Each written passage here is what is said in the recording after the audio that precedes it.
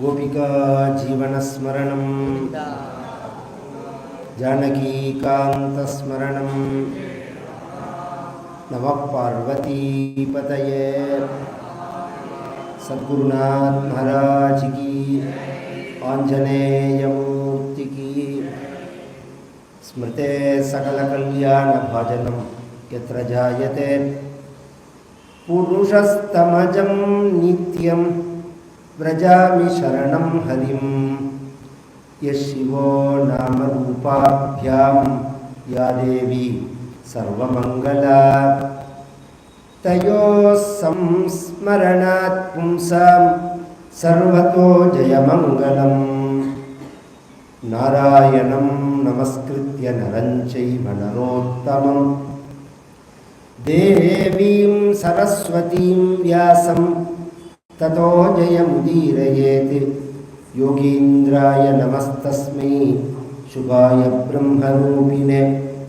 संसारसर्पदष्टं यः विष्णुरातममूचत्। कृष्णाय वासुदेवाय हरये परमात्मने प्रणतः क्लेशनाशाय गोविन्दाय नमो नमः। पीताम्बरं करविराजितशङ्खचक्र कौमोदकी सरसिजं करुणासमुद्रं राधासहायमतिसुन्दरमन्दहासं वातालयेशमनिशं हृदिभावयामि। भक्तवात्सल्यजगधेः परमानन्दरूपिणः अस्मदाचार्यराजस्य प्रपन्नोऽस्मि पदाम्बुजं। त्र्यम्बकपुराधीशं गणाधिपसमन्वितं गजारूढमहं वन्दे शास्तारं कुलदैवतं। बुद्धिर्बलं यशोधैर्यं निर्भयत्वमरोगता अजाड्यं वाक्पटुत्वं च हनुमत्स्मरणात् भवेत्। ओम श्री राधा रुक्मिणी सत्यभामा समेत श्री गोपालकृष्णाय परब्रह्मणे नमः। ओम सद्गुरु चरणारविन्दाभ्यां नमः। वाग्देव्यै नमः। ओम हनुमते नमः। श्री हरये नमः। अहं हरेः तव पादैकमूल दासानुदासो भवितास्मि भूयः। मनस्मरेतान् सुपते गुणांस्ते गृहीतवा कर्म करोतु कायः। न नाकपृष्ठं न च पारमेष्ठ्यं न सार्वभौमं न रसाधिपत्यं न योगसिद्धिः अपुनर्भवं वा समञ्जसत्वा विरहय्यकाङ्क्षे। अजातपक्षा इव मातरं खगाः स्तन्यं यथा वत्सतरा क्षुधार्ताः। प्रियं प्रियेवोषितं विषण्ण मनोरविन्दाक्षतिदृक्षते त्वां। ममोत्तमश्लोकजनेषु सख्यं संसारचक्रे भ्रमतस्वकर्मभिः। இதுக்கு சுச்சு கீழே இருக்கு. தொன்மாயயா ஆத்மாத்மஜதாரகேஷு ஹரிணியக்கு ஆசக்த சித்தஸ்ய நநாத பூயாத்மி. ஸ்ரீபதியான பரம கருணாமூர்த்தியான பகவானுடைய சரித்திரங்களை கேட்பதாலேயே ஒருத்தனுக்கு அஞ்ஞானம் நிவர்த்தியாகி மனத்தெளிவு ஏற்பட்டு பக்தி சித்திச்சு ஞானம் வந்து மோட்சத்தை அடையறான் என்ற ஒரு வழியை பாகவத புராணமானது நமக்கு சொல்றது. பகவானுடைய சிருஷ்டியிலேருந்து ஆரம்பித்து பகவானுடைய சரித்திரங்களை சொல்றது. அதில் ஸ்வயம்புவ மனு அப்படிங்கிறவர் இந்த மன்வன் சிருஷ்டியில் முதல்ல மனு. அவர் மனுங்கிறது காமன் பெயர். ரொம்ப பேருக்கு அது தெரியாது. மனு அப்படிங்கிறது காமன் பெயர். இப்போ 7வது மன்வந்தரம் ஸ்வாயம்புவ ஸ்வாரோச்சிஷ உத்தம தாமச ரைவத சாக்ஷுஷ, இப்படி 6 மன்வந்தரம் முடிஞ்சு இப்போ 7வது மன்வந்தரம் வைவஸ்வத மன்வந்தரம் அப்படின்னு பெயர்.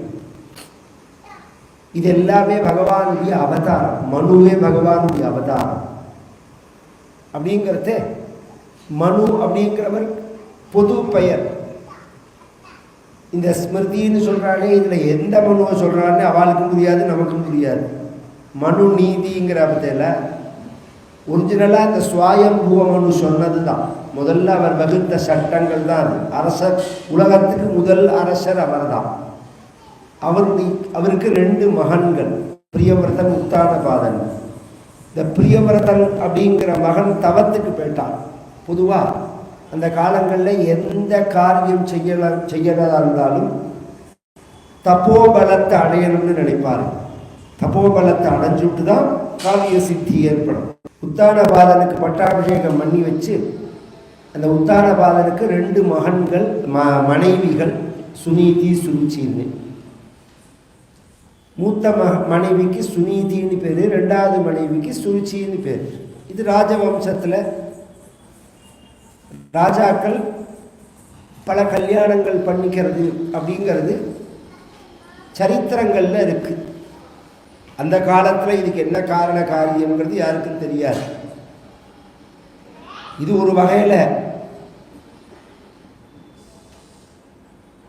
சௌக்கியமாக கூட இருக்கும். இப்போ நாம் கூட நினைக்கலாம், ஒருத்தர் 2 கல்யாணம் பண்ணிக்கலாமா, 3 கல்யாணம் பண்ணிக்கலாமான்னு. 3 கல்யாணம் பண்ணிட்டு 300 குழந்தைகளை அடைஞ்சு சொத்தை முழுக்க சேர்த்து வச்சுக்கிறவாளையும் பார்க்குறமே அரசியலில். நாம் இந்த சொத்தை முழுக்க அப்படியே 3 கல்யாணம் 300 குழந்தை சொத்து முழுக்க இருக்கே, ஒன்றும் பிச்சைக்காரனா இல்லையே அப்படிங்கிறத அதுக்காகவே கல்யாணம் பண்ணிப்பா. அந்த மாதிரி அந்த காலத்தில் கல்யாணம் கிடையாது. அந்த காலத்தில் ஜெனட்டிக் ரீதியாக க்ஷத்ரியர்கள் பலசாலியாக இருக்கணும்னு நினைப்பான். பலசாலியாக இருக்கணும்னு நினைக்கிறதே, பலசாலிக்கு குழந்தை பிறந்தால் தான் பலசாலியாக இருப்பான். யாருக்கு குழந்தை பிறக்கிறதோ அந்த தன்மையில் இருப்பாங்க. பிராமணனுக்கு குழந்தை பிறந்தா தெய்வீகமாக இருக்கணுங்கிற எண்ணம் வரும் அவனுக்கு. அரசாள்பவர்களுக்கு குழந்தை பிறந்தால் அரசாட்சி பண்ணணுங்கிற எண்ணம் வரும். இது இன்றைக்கும் பார்க்குறோம் நாம். இது அந்த காலத்தில் பியூரிட்டி இருந்ததில்லை. இப்போ மிக்சிங்காக இருக்குது. எப்படி மிக்சிங்காக இருக்குன்னா, 10 வருஷம் கூலி வேலை பார்க்குறா, 10 வருஷம் வியாபாரம் பண்ணணும்னு நினைக்கிறான், அதுக்கப்புறம் 10 வருஷம் பதவிக்கு போகணும்னு நினைக்கிறான், அதுக்கப்புறம் 10 வருஷம் சன்னியாசம் இருக்கணும்னு நினைக்கிறான். ஒரே வாழ்க்கையிலே எல்லாம் மிக்ஸ் ஆகி வருது. இந்த உத்தானபாதனுடைய மூத்த மனைவியினுடைய குழந்தைக்கு துருவன்னு பேர், இளைய மனைவியினுடைய குழந்தைக்கு உத்தமன்னு பேர். இந்த இளைய மனைவி தன் மகன் தான் அரசனா வரணும்னு விரும்புகிறான். அதுக்குள்ள திட்டங்கள்லாம் போடுறான். இந்த அரசியலுங்கிறது ஒரு நாளில் வரதில்லை. ஒரு நாளில் வந்தால் அது ஏதோ ஜென்மாந்திர சுகிருதமாக இருக்கும், அது ஃப்ளூக்காகவும் இருக்கலாம். பிளானிங் பண்ணி அரசியலுக்கு வருதுங்கிற விஷயம் வேறு. அப்படி வந்தால் தான் அது நன்னாவும் இருக்கும் பார்க்கறது. இந்த திட்டங்கள்லாம் எல்லாருமே வகுப்பா சின்ன வயசுலேருந்து அந்த புத்தி வேலை செய்யணும். அது மாதிரி ஒரு யோஜனை பண்ணுறா இவன் சாமர்த்தியத்தினால. தர்மமாக நடந்துட்டா விஷயம் வேறு, சாமர்த்தியமாக நடக்கிறா. சாமர்த்தியம் எந்த அளவு பலிக்கும். மூத்த மனைவியும் அவர் குழந்தையும் ஒதுக்கி வச்சுட்டு இவளே எல்லா நிர்வாகத்திலையும் இருந்து இவளே அரசனை தன் கட்டுப்பாடில் வச்சிருந்து ராஜ்ய பரிபாலனம் பண்ணுறார். மூத்த மனைவி சாதுவாக இருக்கிறதுனால ஒதுங்கி நிற்கிறார். ஆனால் தெய்வத்தை பிடிச்சிருக்கா. யாருக்குமே வாழ்க்கையில் பிரச்சனை வரும், கஷ்டம் வரும். இது எதுக்கு வருது அப்படின்னா, நாம் தெய்வத்தை பிடிச்சிக்கணுங்கிறதுக்கு தான் வருது. அப்போ தெய்வத்தை பிடிச்சிக்கிற புத்தி யாருக்கு வருதோ அவள் தான் பாக்கியசாலி. ஏன்னா யாருடைய வாழ்க்கையிலையும் கஷ்டம் இருக்குது, சுகம் இருக்குது. யாருக்கு இல்லை? நாம் யார் ரொம்ப பெரிய பணக்காரன்னு நினைக்கிறோமோ அவனுக்கு ஒரு பெரிய பிரச்சனை இருக்குது. ரொம்ப கஷ்டப்படுறவான்னு நினைக்கிறவனை பார்த்தா சௌக்கியமாக இருக்காதான். இதெல்லாம் நாம் இந்த பொதுவாகவே இது சுகம் இது துக்கம்ங்கிறத யார் அனுபவிக்கிறோனானோ அவன் தான் சொல்லணும், மற்றவா சொல்லக்கூடாது. இந்த பிரச்சனையே மற்றவா சொல்கிறது தான். இப்போ 2 மணி நேரம் கதை சொன்னால் ஐயோ பாவம் தீட்சிதருக்கு தொண்டை வலிக்குமே அப்படின்னு நீங்கள் நினைக்கக்கூடாது. தொண்டை வலிக்கிறதா இல்லையான்னு என்ன தான் கேட்கணும்.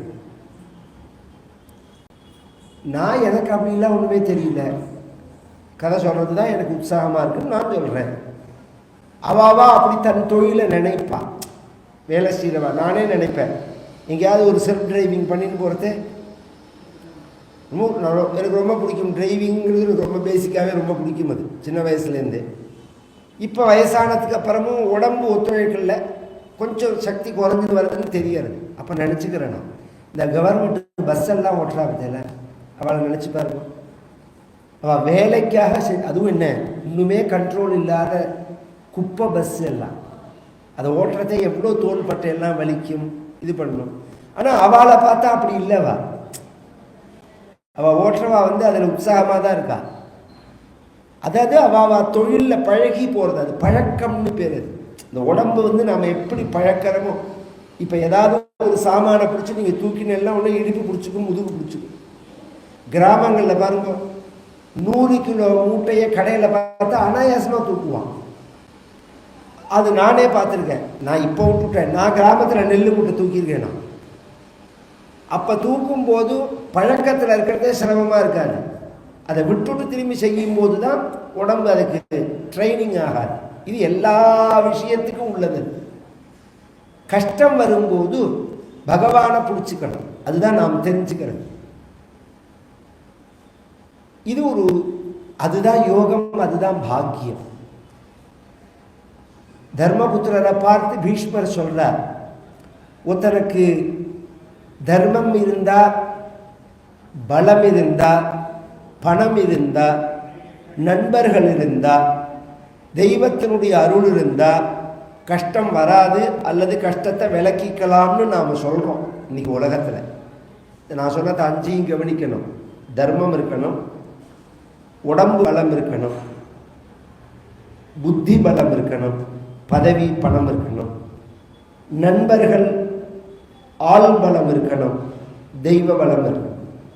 இந்த 5மே உனக்கு இருந்து கஷ்டம் வந்ததுன்னா தர்மபுத்திரரை பார்த்து எத்தனை தர்ம சுதோ ராஜா கதா பாணிர் விருகோதரா கிருஷ்ணோஸ்திரீ காண்டிவம் சாபம் சுஹுர் கிருஷ்ணஸ்ததோ விபத்து சர்வம் காலகிருத்தம் மன்யே.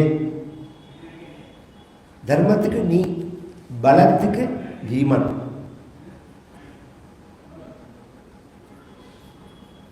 சகாயத்துக்கு அர்ஜுனன், நகுல சகதேவர்கள்லாம். இல்லை பலத்துக்கும் வாழ வச்சுக்கலாம். தெய்வம் பதவி, எவ்வளோ பெரிய பதவியில் இருந்த நீ. தெய்வ பலம்னா பகவான் கோபாலன் ஸ்ரீயப்பதி வைகுண்டவாசி. 125 வருஷம் வைகுண்டத்தை சீல் வச்சு பூட்டிட்டு தலையில் முண்டாசை கட்டின்னு உங்கள் ஆற்றுல குதிரையை குளிப்பாட்டின்னு பகவான். அர்ஜுனனோட குதிரையை பகவான் குளிப்பாட்டு வரான் தினம் பிரியத்தினால. இத்தனை இருந்தும் உனக்கு ஏன் கஷ்டம் வந்தது? சர்வம் காலகிருத்தம் மன்னியே. காலம்னு நினைக்கிற அப்படின்னு உடனே நமக்கு ஒரு சந்தேகம் வரும். அப்போ காலம்தான் எல்லாத்துக்கும் காரணம்னா நாம் ஏன் காரியம் செய்யணும்? புண்ணிய பாபங்கள்லாம் என்னத்துக்கு? நல்ல காரியங்கள்லாம் ஏன் செய்யணும்? நடக்கிறது தான் நடக்கும்னா நடந்துட்டு போட்டோமே அப்படின்னா அப்படி இல்லை. எல்லாருக்குமே சுகம், இது ஃப்ளக்சுவேஷன் இருக்க தான் இருக்கும். ஏன்னா இதுக்கு துவந்துவம்னு பேர். இந்த 2வது அத்தியாயம் முழுக்க பகவான் அர்ஜுனனுக்கு உபதேசம் பண்ணும்போது ஸ்தித பிரஜன்கிற விஷயத்தை எடுத்து சொல்லிகிட்டே இருக்கார். கடைசியில் கூட அவன் கேட்குறான், ஸ்தித பிரஜ்ஞஸ்ட கா பாஷான்னு கேட்டான். சுகதுக்கே சமயகிருத்வா லாபாலாபம் ஜயா ஜெயம் அப்படின்னு சுகம் துக்கம் மானம் அவமானம் லாபம் நஷ்டம் வெற்றி தோல்வி இது எல்லாருக்கும் இருக்கும் வாழ்க்கையில். ஏன்னா சுகம்னு இருந்தால் துக்கம் இருக்கும், லாபம்னு இருந்தால் நஷ்டம் இருக்கும், மானம்னு இருந்தால் அவமானம் இருக்கும், வெற்றின்னு இருந்தால் தோல்வி இருக்கும், சீதம்னு இருந்தால் உஷ்ணம் இருக்கும். ஆனால் சுகம் துக்கம் எல்லார் வாழ்க்கையிலையும் உண்டு, பகவான் எல்லார் வாழ்க்கையிலையும் கிடையாது. சுகம் துக்கம் எல்லார் வாழ்க்கையிலையும் உண்டு. பகவான் எல்லார் வாழ்க்கையிலையும் இருக்கானான்னு கேட்டால் கிடையாது. உன் வாழ்க்கையில் இருந்தான், அதுதான் அதிர்ஷ்டம்ங்கிறது. அந்த கஷ்டம்னா அது என்னென்னே தெரியாதபடிக்கு தாண்டி வச்சான். வத்சபதம் ஸ்ம எத்ப்ளவாஹா அப்படின்னு பின்னாடி பரீட்சித்து தசமஸ்கந்தத்தில் சொல்கிறான். ஒரு மாடு கால் வச்சா அதில் ஒரு பள்ளம் வரும் மழை பெஞ்ச சமயத்தில், அதில் ஜலம் தேங்கும். குளம்படின்னு சொல்லுவார், குழம்பு வைக்கிற அளவு. அதை நடந்து போகிறதே தாண்டறதுக்கு நாம் ஏதாவது முயற்சி பண்ணுவோமா? பெரிய ஜலம் இருந்தால் வேஷிலாம் தூக்கின்னு தாண்டுவோம். இத்தினோண்டு மாடு கால் வச்ச அளவுக்கு ஒரு பள்ளத்தில் ஜலம் இருக்குன்னா நடக்கிறதே சகஜமாக அதை தாண்டின்னு போவோம். அது மாதிரி வாழ்க்கையில் வந்த பிரச்சனைகள் எல்லாம் சகஜமாக தாண்டி வச்சான் பஞ்சபாண்டவர்கள் பகவான். இதுதான் பகவான் கூட இருக்கிறதுங்கிறது. உத்தான பாத நிருபதே மனுநந்தனஸ்ய ஜயா பபூவ சுருச்சிஹி நிதராமபீஷ்ட அன்யாசுனீதிரிதி பர்துரநாத்ருதாசா த்வமேவ நித்யமகதிஹி சரணம் பிரபன்னா. இன்னும் சொல்லப்போனால் நமக்குன்னு ஒருத்தர் இல்லாமல் இருக்கிறது கூட ஒரு விதத்தில் நமக்கு ப்ளஸ்ஸு தான்.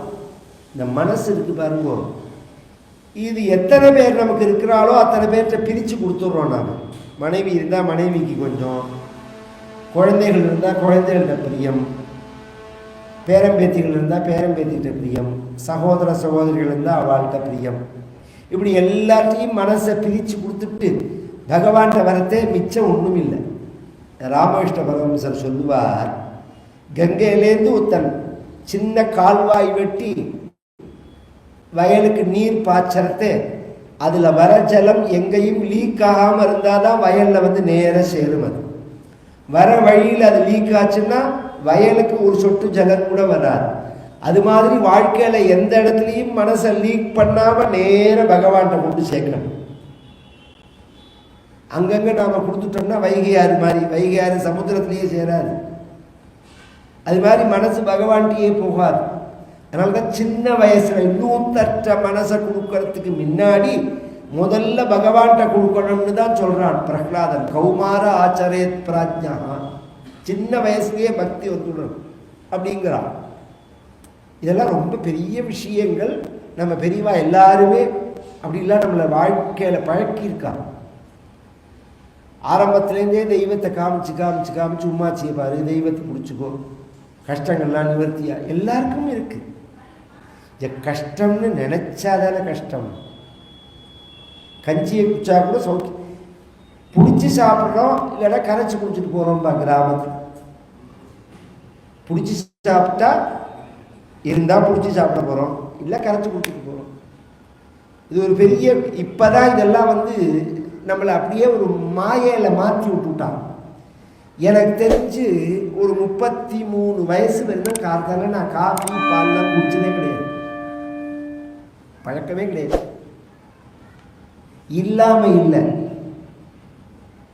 அப்படி ஒரு பழக்கமே கிடையாது.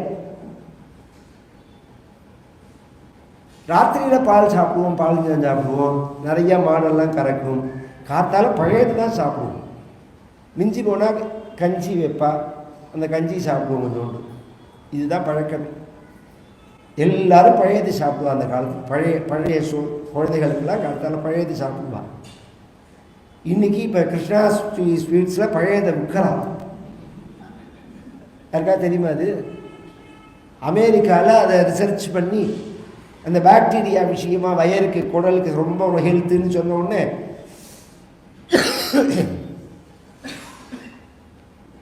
இன்னும் பிண்டப்பிரதானத்துக்கு உருண்டை தான் விற்கலாம் கிருஷ்ணா ஸ்வீட்ஸில். இன்னும் கொஞ்ச நாள் ஆச்சுன்னா அதுவும் வந்துடும், சிரார்த்த உருண்டையும் வந்துடும். அதையும் வாங்கி சிரார்த்தமும் பண்ணுவான்னு வச்சுக்கோங்க. இல்லை, எல்லாமே அவளை விற்கிறவாளை தப்பு சொல்லலைன்னா, நம்மளோட ஒரு சோம்பல் அஸ்ரத்தான காரணம்.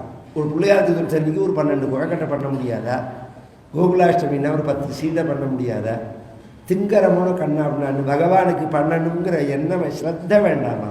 இந்த பிரியத்தோட வெளிப்பாடு தானே அது. இந்த சமையல் நான் பண்ணணுமா நீ பண்ணணுமாங்கிறது இல்லை, அதை பண்ணும்போது உள்ள அந்த அன்பு தான். அதுதான் அம்மா கையால் சாப்பிட்றது. சாஸ்திரமே பிரார்த்திக்கிறது, அக்ஷதம் விப்ரஹஸ்தேன மாத்ருஹஸ்தேன போஜனம். அக்ஷத பிராமணா கையால் தான் வாங்கிக்க மந்திரம் சொல்லி, மாத்ருஹஸ்தேன போஜனம் அம்மா கையால் சாப்பிடணும். அம்மா கையால் சாப்பிட்றதுன்னா என்ன? ஒரு சாதத்தை பிசைஞ்சுட்டு எடுத்து போட்டான்னா மோரிஞ்சாத்துக்கு அதில் மோர் ஊற்றிருக்கானோ இல்லையோ அந்த கைப்பட்டது அமிர்தமாக இருக்கும். அம்மாவோட கைப்பட்டது அப்படிங்கிறது அது அவாவாளுக்கு உள்ளது, அவாவாளுக்கு ஒரு அனுபவம். அந்த பகவானை கஷ்ட காலத்தில் மனசை அலைபாய் விடாமல் பகவான்கிட்ட செலுத்தி, இது மாதிரி ஒன்றும் நமக்கு ஆதரவு இல்லை அப்படின்னா பகவானை நாம் பிடிச்சிக்கணும். இவன் பிடிச்சிருந்தார். நீ ரட்சிச்சியாமே குருவாயிரப்பான்னு கேட்குறார் வட்டத்திலிஞ்ச. துவாமேவ நித்தியமகதிகி சரணம் பிரபன்னம். பகவான் சொன்னார், குருவாயிரப்பன் நான் ரட்சிக்கலைன்னா என் பெயர் கெட்டு போயிடாதான். என்ன பெயர் பகவானுக்கு? அநாத ரட்சகன்னு பேர், ஆபத் பாந்தவன்னு பேர்.